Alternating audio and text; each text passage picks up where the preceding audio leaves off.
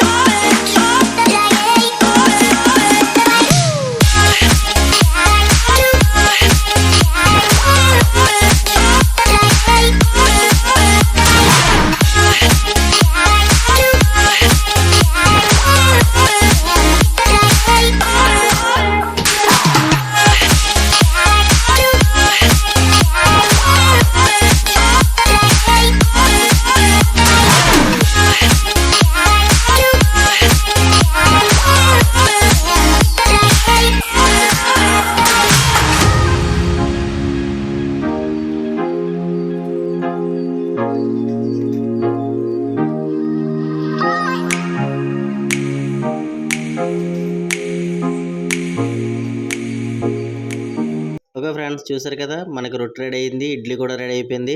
ఇప్పుడైతే మనం గారెలు కూడా వేసేస్తున్నాము. గారెలు కూడా ప్రిపేర్ చేసేద్దాం. చిన్నప్పుడైతే మా నాన్నమ్మ మా అమ్మమ్మలు అయితే కనుక చేసేవారండి. నేను అప్పుడు చూసేవాడిని. నాకు చాలా ఇష్టం అనమాట. నాకు ఎక్కువగా ఇష్టం ఏంటంటే గారెలు చాలా ఇష్టం నాకు. ఆఖరిగా మనం గారెలు అయితే వేస్తున్నాం. ఇప్పుడు సూపర్గా వచ్చినాయి గారెలు అయితే కనుక. Natural food, super natural food అనమాట. మనకు ఆరోగ్యానికి ఎంతో మంచిది. మనకు ప్రత్యేకంగా వర్షాకాలంలోనే దొరికేటువంటి ప్రత్యేకమైన వంటకం అనమాట ఇది మన తెలుగు వాళ్ళకి అయితే కనుక. మరి మన వీడియో నచ్చినట్టయితే లైక్ చేయండి, షేర్ చేయండి, సబ్స్క్రైబ్ చేయడం మాత్రం అసలు మర్చిపోవద్దు. కంపల్సరీగా సపోర్ట్ చేయండి మరిన్ని వీడియోలకి. చూడండి, తాటి ఇడ్లీ, గారి, రొట్టె సూపర్గా అయితే ఉన్నాయి, మామూలుగా లేవు. మరి దీనికి మనం ఎన్ని లైక్లు ఇద్దాం? సూపర్ వంటకానికి మరి చెప్పండి ఫ్రెండ్స్. అద్దెపోయేలాగా వచ్చింది. సూపర్ అంటే సూపరే. మనం ఎంత చెప్పుకున్నా తక్కువే. మన తెలుగులకే సాధ్యమైన వంటకం అనమాట ఇది. ఏమంటారు?